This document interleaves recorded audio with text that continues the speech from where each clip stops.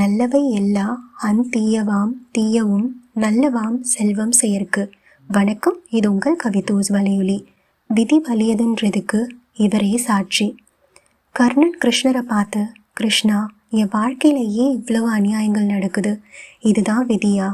நான் பிறந்த உடனே என்னை பெற்ற தாயே என்னை வேண்டான்னு விட்டுட்டு போயிட்டாங்க. நான் முறையற்ற குழந்தையா பிறந்தது என்னுடைய தவறா? படிப்பு சொல்லி கொடுக்க வேண்டிய குரு துரோணாச்சாரியருமே நான் சத்திரிய குலத்தை சேர்ந்தவன் இல்லைன்னு சொல்லி என்னை நிராகரிச்சிட்டாரு. எனக்கு தனுர்வித்தையையும் போர்க்கலையையும் சொல்லி கொடுத்த குரு பரசுராமரே கற்ற கலைகள் தக்க சமயத்தில் மறந்து போயிடும்னு சாபம் கொடுத்தாரு. திரௌபதியோட சுயம்பரத்தில் அவமானப்படுத்தப்பட்டேன். பிறக்கும் போதே கவச குண்டலத்தோட பிறந்தேன். ஆனால் இந்திரனோட சூழ்ச்சியால் அதுவும் பறிக்கப்பட்டது. ராஜ வாழ்க்கையை வாழ வேண்டியனா ஒரு தேரோட்டி குடும்பத்தில் வளர்ந்தேன். ஏன் தேரோட்டியோட மகனுக்கு லட்சியம் இருக்கக்கூடாதா? அதுக்காக நான் எடுக்காத முயற்சிகள் இல்லை, போராடாத போராட்டங்கள் இல்லை. என்னுடைய குறைந்த சமூக நிலையை காரணம் காட்டி நான் போகிற இடமெல்லாம் நிராகரிக்கப்பட்டேன். முற்றிலும் அவமானங்கள். எந்த இடத்திலுமே எனக்கான அங்கீகாரமே கிடைக்கல. இதெல்லாம் தாண்டி என்னை அங்க தேசத்துக்கு அரசனாக்கி எனக்கு மரியாதையையும் அங்கீகாரத்தையும் கொடுத்த துரியோதனன் பக்கத்தில் நிற்கிறதுல என்ன தவறு கிருஷ்ணான்னு கேட்குறாரு. அதுக்கு கிருஷ்ணர் சொல்கிறாரு, கர்ணா, நான் சிறையில் பிறந்தேன். நான் பிறக்கிறதுக்கு முன்னாடியே என்னை கொல்றதுக்கு காத்துட்டு இருந்தாங்க. நான் பிறந்த அந்த இரவே என்னோட பெற்றோர்கள்கிட்ட இருந்து பிரிக்கப்பட்டேன். நீயாவது சின்ன வயசில் வாள், தேர், குதிரை, வில், அம்புன்னு இந்த சத்தத்தை கேட்டு வளர்ந்த. ஆனால் எனக்கும் மாட்டு கொட்டாய். நான் நடக்க ஆரம்பிக்கிறதுக்கு முன்னாடியே என்னை எத்தனையோ முறை கொல்ல முயற்சி நடந்தது. நீங்களாம் உங்கள் திறமைக்காக உங்கள் ஆசிரியர்கிட்ட இருந்து பாராட்டப்படும் போது எனக்கு அந்த கல்வி கூட கிடைக்கல. 16 வயசில் தான் எனக்கு குருகுலம் போக வாய்ப்பே கிடைச்சிது. நீயாவது உனக்கு பிடிச்ச பொண்ணை கல்யாணம் பண்ண. ஆனால் என்னால் நான் காதலிச்ச பொண்ணை கூட கல்யாணம் பண்ணிக்க முடியல. ஒருவேளை துரியோதனன் இந்த போரில் ஜெயிச்சா உனக்கு அதுக்கான பேர், புகழ், கௌரவம்னு ஏராளமான பலன் கிடைக்கும். ஆனால் யுதிஷ்டர் ஜெயிச்சா எனக்கு என்ன கிடைக்கும்? நான் தான் இந்த போருக்கே காரணம். என்னால் தான் இந்த எல்லா பிரச்சனைகளும்ன்ற பழி மட்டும்தான். இந்த ஒரு விஷயத்த உன் வாழ்க்கையில் எப்பவும் ஞாபகம் வச்சுக்கோ கர்ணா. எல்லாருக்கும் வாழ்க்கையில் சவால்கள் இருக்கும். வாழ்க்கை யாருக்கும் நியாயமாக இருக்கிறது இல்லை. துரியோதனனுக்கும் அநியாயங்கள் நடந்திருக்கு, யுதிஷ்டனுக்கும் நடந்திருக்கு. ஆனால் எது சரி? தர்மம் தான். அது உன் மனசாட்சிக்கே தெரியும்.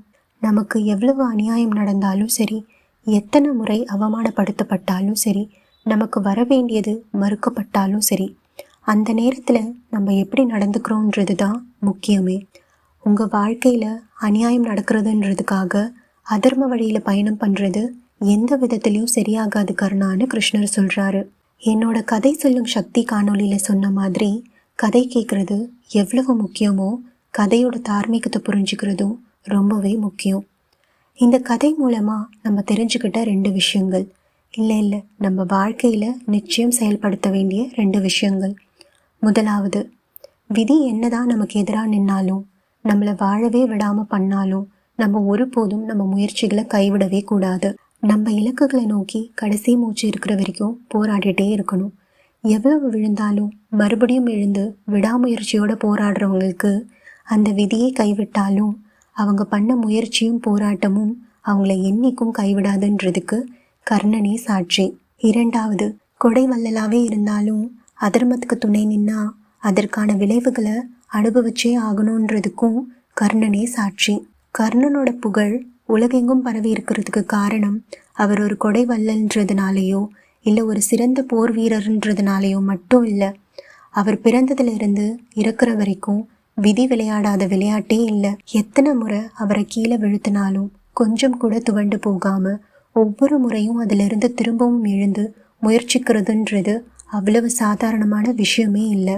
இவருடைய நேர்மைக்கு, அர்ப்பணிப்புக்கு, இணையற்ற திறனுக்கு, எந்த விதமான சவால்களையும் எதிர்கொள்ளும் இவருடைய அசைக்க முடியாத மன உறுதி, இது எல்லாத்துக்கும் மேலே இவருடைய விடாமுயற்சிக்கு கிடைச்ச மாபெரும் அங்கீகாரம்தான் இன்னைக்கு அவர் புகழ் உலகெங்கும் ஓங்கியிருக்க காரணம். இனி எந்த இடத்துல எத்தனை முறை விழுந்தாலும் துவண்டு போகாமல் அந்த கர்ணனை போல கடைசி வரைக்கும் முயற்சி பண்ணிகிட்டே இருப்போம். அப்படி முயற்சி பண்ணுறவங்களுக்கு எப்பேற்பட்ட அங்கீகாரம் கிடைக்கும்ன்றதுக்கும் கர்ணனே சாட்சி. விதியை மாற்ற முடியாது, விதியை மதியால் வெல்லலாம். இந்த மாதிரி நிறைய கேட்டிருப்போம். விதியை மாற்ற முடியுமா மாற்ற முடியாதான்ற விவாதத்துக்குள்ளே நம்ம போக போகிறதில்ல.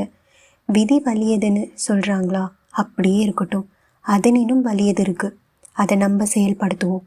ஏன்னா அதை நிரூபிக்கணுன்ற எந்த ஒரு நிர்பந்தமும் கிடையாது.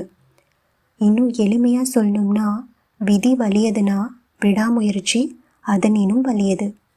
அடுத்த காணொளியில் பேர் வளரும் ஆரென்னும் சாஸ்திரத்தில் பேசியதோர் தொடுகுறியின் பெருமை கேளீர், சீர்வளரும் ஐவருக்கு இளைய தம்பி சிரஞ்சீவி சகாதேவர் சொன்ன வாக்கும் என்னன்னு பார்க்கலாம். அதுவரை காத்திருப்போம். நன்றி, வணக்கம்.